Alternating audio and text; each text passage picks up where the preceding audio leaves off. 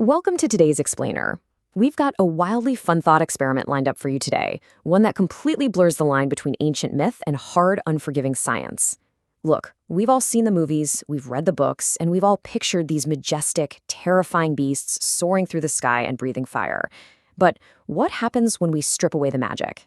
What actually happens when we subject these legendary creatures to the strict laws of nature?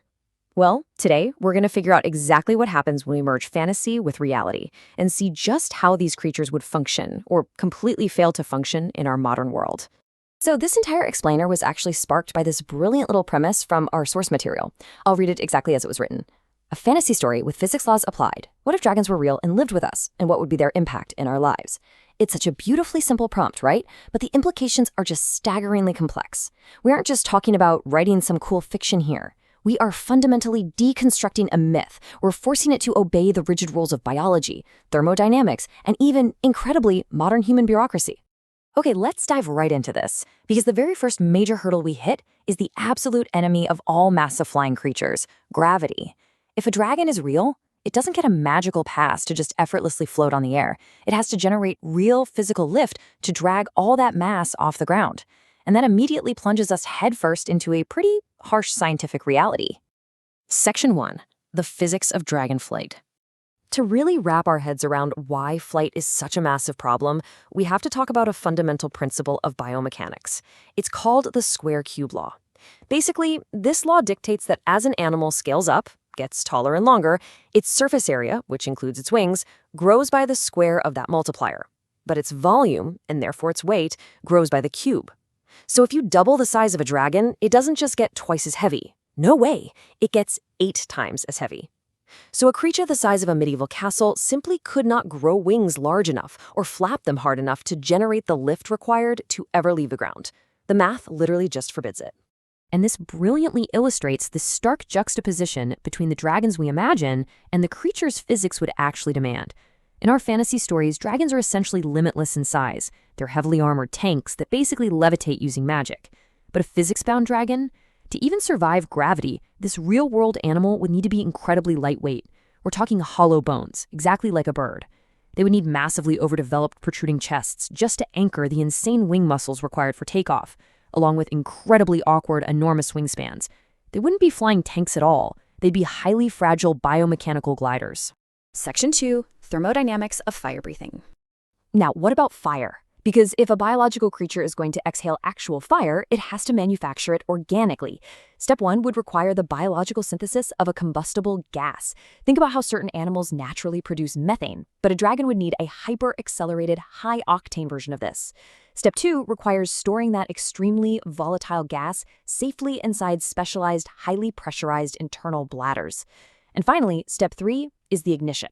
The dragon would need some kind of biological mechanism to create a spark right at the exit point, maybe by grinding specialized flint-like teeth together or expelling a chemical that naturally ignites the second it hits the oxygen in the air. It's a completely fascinating but terrifyingly delicate organic process. 0. That is the number of magical elements allowed in this scenario. And because that number is exactly 0, that means there is absolutely no magical protection for the dragon itself. Think about what we just discussed. You've got a fragile, hollow-boned creature walking around with internal bladders fully inflated with pressurized, highly combustible gas. In our world, a severe respiratory infection, a bad hiccup, or just blunt force trauma to the chest wouldn't just be a normal injury. It could cause the creature to literally explode. Their greatest weapon is essentially an extreme internal hazard to themselves. Section 3. Redesigning human infrastructure. Now, what's really interesting about this next part is the sheer, chaotic logistical nightmare of integrating dragons into daily human society. How is everyday life upended? Well, take commuting. Forget about open skies. We'd need intense, heavily monitored airspace restrictions over every major city just to prevent mid-air collisions. Home insurance? Yeah, your premiums for fireproofing and structural reinforcement would be absolutely exorbitant. And aviation? Well, we all know how dangerous a standard bird strike is on a commercial jet. Now, just imagine a bird strike with a 5-ton, highly combustible reptile. Commercial air travel as we know it would literally have to be completely reimagined from the ground up. Our cities would quite literally have to be completely rebuilt. We'd be forced to mandate heat-resistant building materials across the board. Roofs couldn't just keep the rain out anymore. They would need intense structural reinforcement just in case a tired dragon decides to suddenly perch on your local grocery store. We'd have to construct massive, specialized urban landing pads to keep them away from pedestrian zones.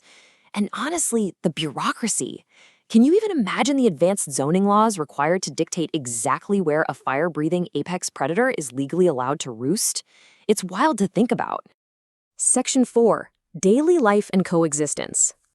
If we treat this situation with earnest, grounded logic, we just have to admit that sharing a modern world with fragile, combustible, giant reptiles would entirely redefine the concept of a minor inconvenience. A traffic jam? That's a minor inconvenience today. But in this reality, a dragon having a territorial dispute over a local park, or, a younger dragon accidentally sneezing and completely incinerating a highway billboard, that just becomes a regular Tuesday morning delay. The everyday societal friction would be absolutely immense. Let's move to the next point and see how this builds, because this brings us to one of the most mundane yet totally insurmountable problems. Okay, so they can fly, but where do they park?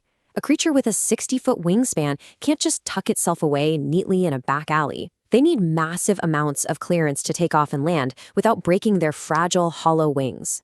The sheer amount of real estate we'd have to sacrifice just to give them safe zones to rest would permanently alter the entire layout of human civilization. When you take a step back and look at this entire thought experiment, what you really see is a hilarious and deeply fascinating contradiction.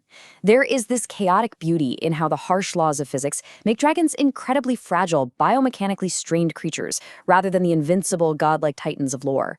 And conversely, there's an incredible humor in how modern society, with all its strict rules, property lines, and traffic laws, turns these majestic beasts into an absolute logistical hazard and a total bureaucratic headache.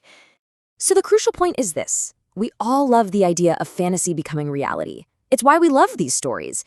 But if physics ultimately makes dragons fragile, volatile, and highly stressed animals, and if modern society makes them a towering hazard to human infrastructure, are they ultimately better left soaring freely through our imaginations, completely unbound by gravity and unbothered by city zoning laws?